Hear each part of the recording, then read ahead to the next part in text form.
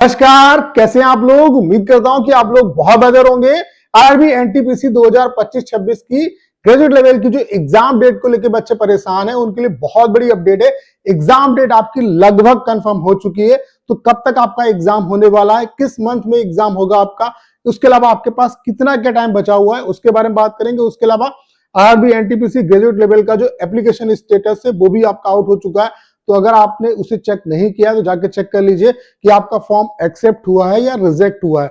उसके अलावा conditionally reject हुआ है तो किस वजह से रिजेक्ट हुआ है तो उसे आप करेक्ट कर सकते हो। उसके अलावा टोटल फॉर्म यहाँ पे कितने क्या पड़े हैं, कितना क्या कंपटीशन इस बार है, उसके बारे में बात करेंगे। उसके अलावा आपके लिए सेफ टारगेट स्कोर क्या कुछ रह सकता है, लास्ट ईयर आपकी कट ऑफ कितनी क्या गई, उसके बेस पे इस बार आपको कितने क्या मार्क्स जो है उसको टारगेट लेके चलना है, ताकि किसी भी कंडीशन में आपको यहाँ पे एक पोस्ट मिल पाए। तो ये वीडियो आप सभी के लिए बहुत ज्यादा हेल्पफुल होने वाला है। तो चलिए स्टार्ट करते हैं कि आरआरबी एनटीपीसी 2024 यूजी का भी आपका रिजल्ट आ चुका है। जोन वाइज आप सभी जोन की जो कट ऑफ है वो देख सकते हैं। जैसे कि यहाँ पे आप देख सकते हैं, ये मैं आपको आरआरबी चेन्नई की दिखा रहा हूँ, बाकी सभी जोन की कट ऑफ आप चेक कर सकते हैं। ये रिजल्ट आपका कल ही आउट हो गया था, ठीक है। उसके अलावा आपका जो एप्लीकेशन ग्रेजुएट लेवल का जो एप्लीकेशन स्टेटस है वो आपका आरआरबी ने यहाँ पे रिलीज कर दिया है। और यहाँ पे अगर आपको एप्लीकेशन स्टेटस अपना चेक करना है तो आपको आरआरबी की ऑफिशियल जो साइट है उस पे जाके आप चेक कर सकते हैं। उसके अलावा आपको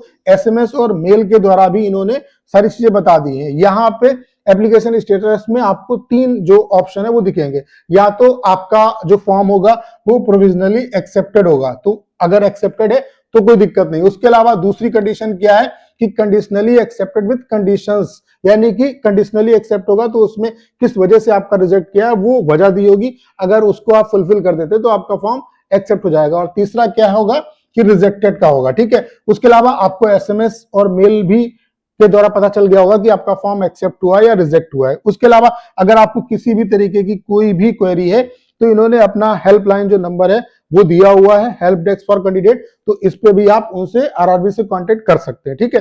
तो पहली तो अपडेट आपके लिए ये है। उसके अलावा अगर हम बात करें कि टोटल क्या कितने फॉर्म इस बार पड़े हैं, तो ये लास्ट ईयर का मैं डाटा दिखा रहा हूं आरआरबी एनटीपीसी 2024-25 की वैकेंसी के बारे में। तो यहाँ पे टोटल जो वैकेंसी थी ग्रेजुएट और अंडर ग्रेजुएट की मिला के वो 11,558 थी और 1.21 करोड़ यहाँ पे फॉर्म पड़े थे लास्ट ईयर।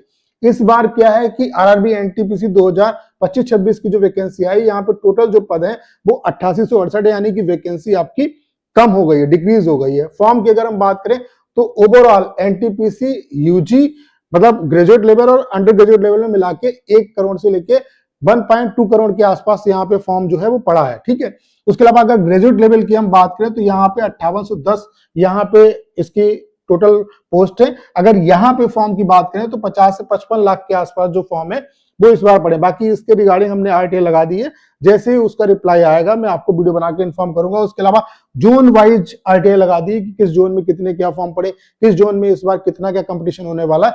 ये सब डाटा आपको जैसे इसका रिप्लाई आएगा मैं आपको वीडियो बना के इन्फॉर्म कर दूंगा। तो अगर आप चैनल पे नए हैं तो आज ही सब्सक्राइब कर लीजिए। उसके अलावा आपको जितनी भी अपडेट है वो हमारे टेलीग्राम चैनल पे मिलेंगी, तो टेलीग्राम चैनल को आप जरूर ज्वाइन कर लीजिए। उसका लिंक डिस्क्रिप्शन और कमेंट बॉक्स में पिन किया हुआ है, ठीक है। उसके अलावा अगर हम एग्जाम डेट के बारे में बात करें तो ये आप न्यूज़पेपर की कटिंग देख सकते हैं। यहां से आपको अपनी एग्जाम डेट का अंदाजा लग जाएगा और इतना ही आपके पास टाइम है। एनटीपीसी भर्ती आवेदन स्टेटस जारी, मई जून में आपकी परीक्षा हो सकती है। ये जयपुर की अपडेट है, जोन के हिसाब से अपडेट आई है, तो आप ये मान के चलिए कि इसी के आसपास आपका एग्जाम स्टार्ट होगा। रेलवे भर्ती बोर्ड अजमेर द्वारा non technical popular category graduate level के विभिन्न पदों के लिए आवेदन की स्थिति जारी कर दी गई। अब अभ्यर्थी देख सकेंगे कि किसका आवेदन स्वीकृत हुआ है और किसका अस्वीकृत हुआ है। इस भर्ती की परीक्षा इस साल मई जून में कराने की तैयारी है, यानी कि आपका जो एग्जाम है वो मई जून में पॉसिबल है।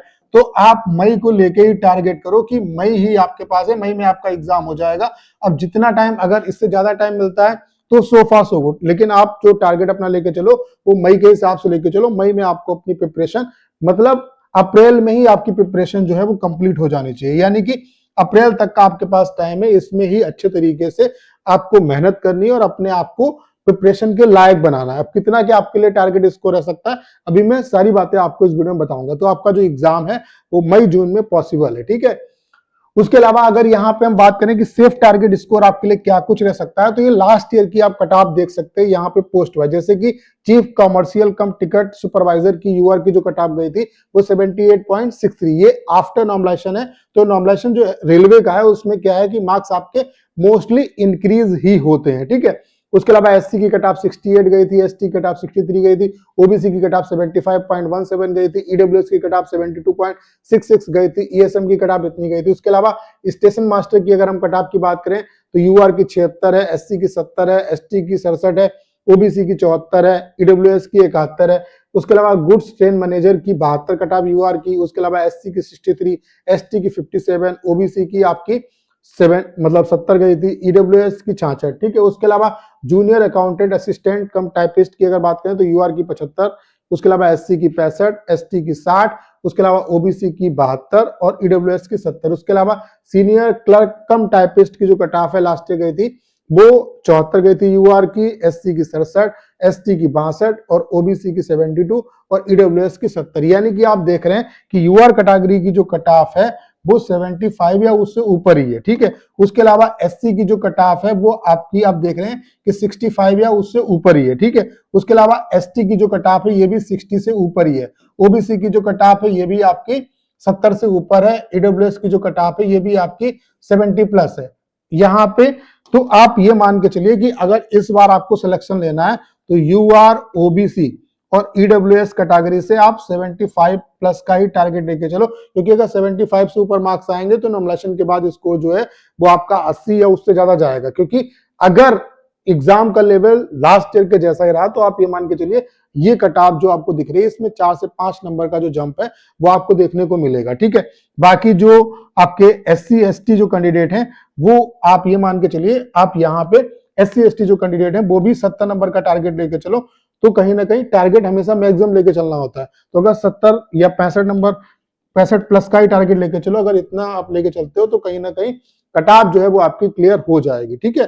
तो आपके लिए सेफ टारगेट स्कोर क्या कुछ रह सकता है, तो यूआर, ओबीसी और ईडब्ल्यूएस वाले 75 प्लस का टारगेट लेके चलो और एससी एसटी वाले जो एस्पिरेंट है वो 65 प्लस का टारगेट लेके चलो। जब इतना टारगेट लेके चलोगे तो कहीं ना कहीं आफ्टर नॉर्मलाइजेशन इससे ज्यादा स्कोर आपका आएगा और तभी आपको कहीं ना कहीं एक पोस्ट यहाँ पे मिल पाएगी। तो उम्मीद करता हूँ सारी जानकारी आप बहुत अच्छे तरीके से समझ पाए होंगे। करना क्या, इस वीडियो को शेयर करना है। उसके अलावा अगर आप चैनल पर नए और आपने अभी तक इसे सब्सक्राइब नहीं किया है तो प्लीज चैनल को सब्सक्राइब करना मत भूलिएगा।